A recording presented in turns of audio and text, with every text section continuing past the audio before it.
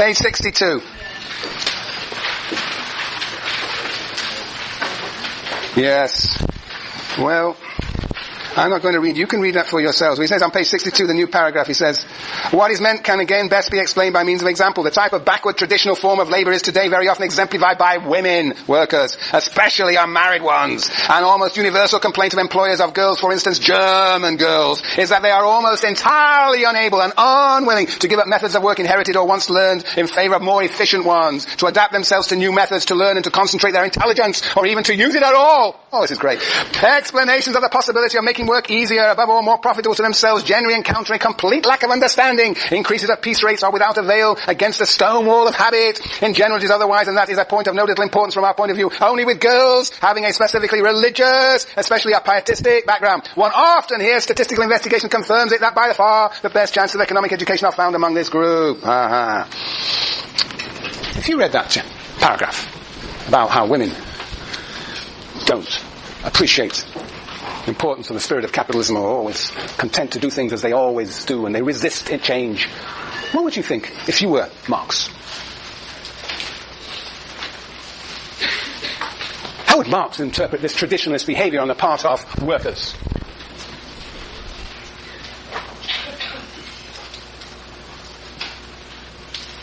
How would Marx, Kristen? Resistance, right? It's not necessarily that they're just stubborn and don't want to be efficient, it's that they're activists. Yes. You know, if you're in a piece rate system, and suddenly, you don't want to work hard, because if you work hard in a piece rate system, what happens? If you work hard in a piece rate system, what happens? What do capitalists do to you? They cut your rates, and so you actually earn less money for the same amount of work. So there are all sorts of reasons why workers in a capitalist relationship would not want to change things, because those change, as we know from Marx, leads to what? Leads to more exploitation. So, yes, indeed, this so-called resistance by women workers suggested they may well have very advanced class consciousness. Anyway, that's not Weber's point.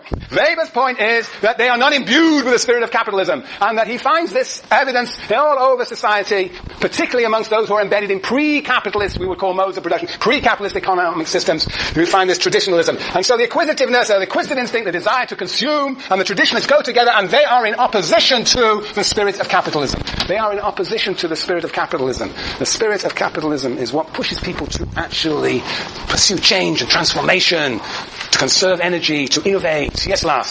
So he says that modern societies are based on the spirit of capitalism. No, we haven't got to Marx. He's saying, look, he's trying to look at the origins of this modern Western bourgeois radical capitalism. And one key element of it in the beginning was the spirit of capitalism. We're going to have to ask the question, or you're going to have to ask the question as you go home and read these texts. You're going to ask, what happens to this spirit of capitalism over time? But he's talking about the origins at the moment. Okay? Because I think if you look around, what do you think? What do you think about modern capitalism? Is it imbued with the spirit of capitalism? Lars? I think we're going back to the traditional. I think most people only work, I don't know, maybe not in this country, but most of the other places. Ah, yes, the welfare state of Norway. No, it's not the point to work more than absolutely necessary. That's the welfare state, it supports you. You don't have to work more. If you don't work, you're supported by the state, right? That's what you're saying?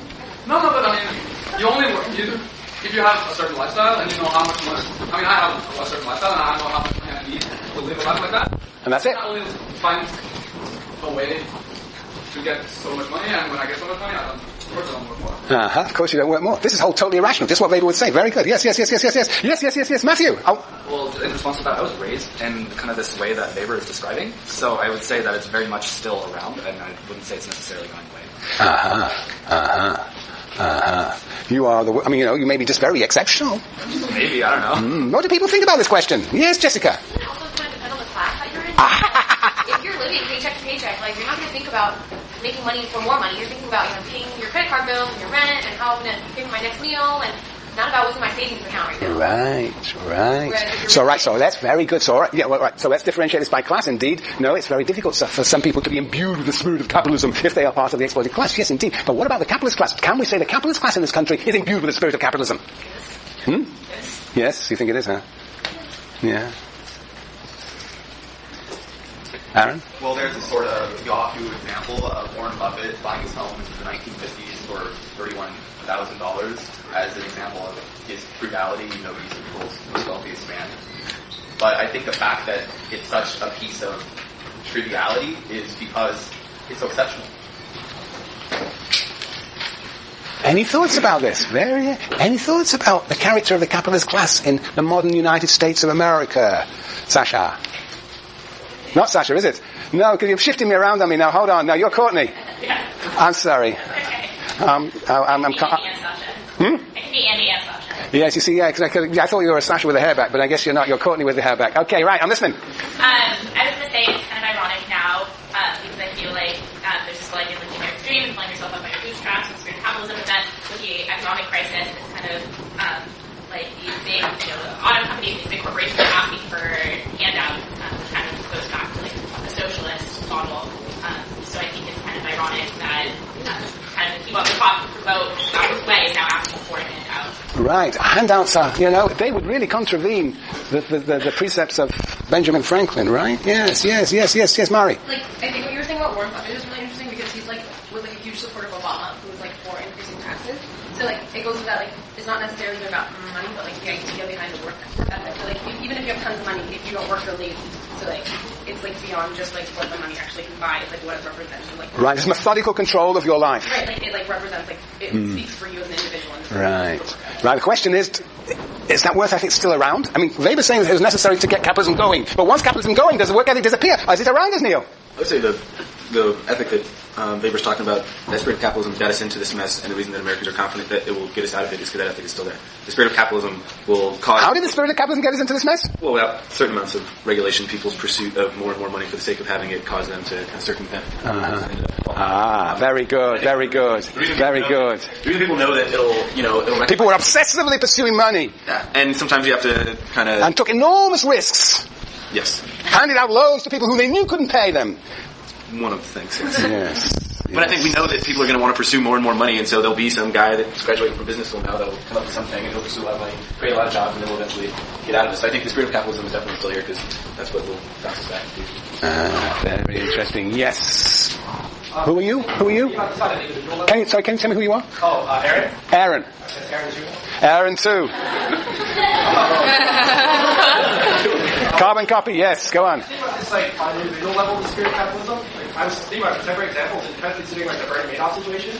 And as much as Bernie Madoff was the bad guy in that, you also have to consider what did the spirit of capitalism do to the people who invested aggressively with Bernie Madoff and put all this money in that they could have probably done a lot more securely and maintained whatever their current living situation was in their retirement, instead of now protesting outside is, So what's your conclusion? Were they imbued with the spirit of capitalism? And this was their downfall? Right, exactly. This is what? Too much spirit of capitalism in this country, huh? That's interesting. Yes, Monica? It's kind of very spirit of capitalism.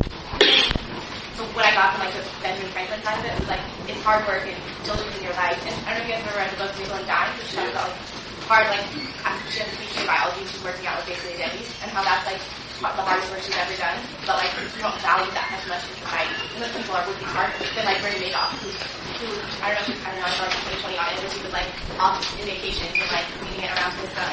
Yes, there was a high level of consumption in his life. Yeah, and I don't know if that fits with the primary. Yeah. Very interesting questions, yes. I got 5 minutes in which to do the rationalization of religion. You should take these questions in your head, take them to your sections, take them home, but I am going to move on here.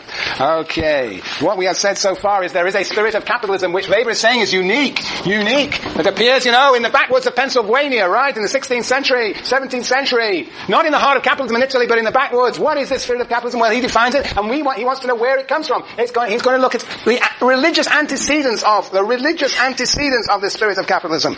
So what are these religious antecedents? Well, we have to understand then the big picture of Weber's understanding and theory of religion, and which is actually difficult to do in 3 minutes. Look, Weber starts out with a premise. On page 155, he starts out with a premise. He starts out with a premise that on 2, 4, 5, 6 lines from the top on page 155, and you should read it. But essentially, he says, for it, in a time in which the beyond meant everything, when the social position of the Christian depended upon his admission to communion, the clergyman, through his ministry, church discipline and preaching exercised an influence which we modern men are entirely unable to picture. In such a time, the religious forces which express themselves through such channels are the decisive influences in the formation of national character. What he's saying here is we have got to imagine a situation in which religion is so central and crucial to everybody's life. And in particular, people were obsessed about the life beyond, what will happen to us after we die. And religion gave them an understanding of what would happen to them after they die. And what he's concerned with, what he calls salvation religions, in which it is our activity, our practices, our conduct in life on earth that will shape what will happen to us in the life beyond. And this is in contrast to the idea of magic. Magic, when one thinks about magic, or one thinks about oracles, one thinks about fortune telling, one thinks about cards, one thinks about astrology as telling you what's going to happen to you in the future. Your fate is decided in some arbitrary way by things that you do not control. That is magic. But what Weber is concerned with is religions of a salvationist character in which the activity, conduct on earth will actually shape what one happens to in one's afterlife. And what he argues is, so the salvationist religions can be divided more or less into two types. Those in which that sort of endorse a passive relationship to the world. And he's thinking here about Hinduism and Buddhism. I thought passive relationship to the world will in fact lead to certain sort of fatalistic consequences in the life afterwards, and a more activist orientation to the world. And the Judeo-Christian tradition of religion for Weber was actually the tradition of religion that led people to actively participate in the world in order to assure themselves a life of being saved afterwards. So the point of this Judeo-Christian religious tradition is that it led to activist conduct in the world. Now, what he's going to do, and this is a story and you have to read about it, it goes like this. That we go from magic to salvationist religions. And here he's particularly interested in Christianity. And here, then he sees the way that Catholicism, the early form of Christianity, gives rise to, under the Reformation, to Protestantism. And how under Protestantism we go from Lutheranism, let's put Luther, to Calvin. This is the logic of his argument, and he's going to suggest that this progression from Catholicism to Protestantism and then from Lutheranism to Calvinism involves the increasingly intense regulation of one's life on earth.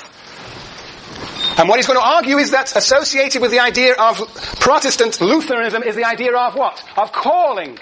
People have a calling on earth, a place in the division of labor, if you will, that God has assigned them. But they accept that passively. Whereas Calvinism believes in the concept of predestination.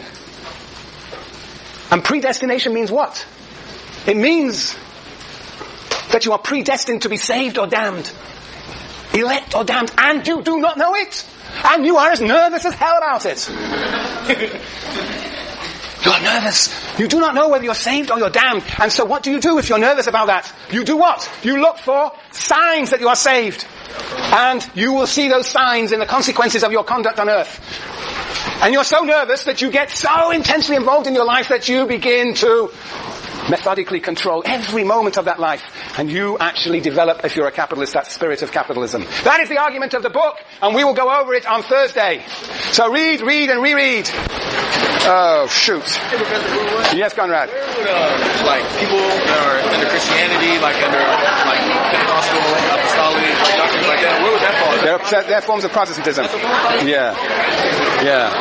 Yes, and the question is whether they have the Protestant ethic, whether that is indeed a part of their... A lot of that, because that's like a tradition that I was growing up in, and like a lot of that of what you were saying is like so evident with, you know, like this is what you were saying even at the end about Calvinism, where it's like you don't know whether or not, you know what I mean? You're saved or damned. It's a very Protestant. Hearing that, it resonated with me.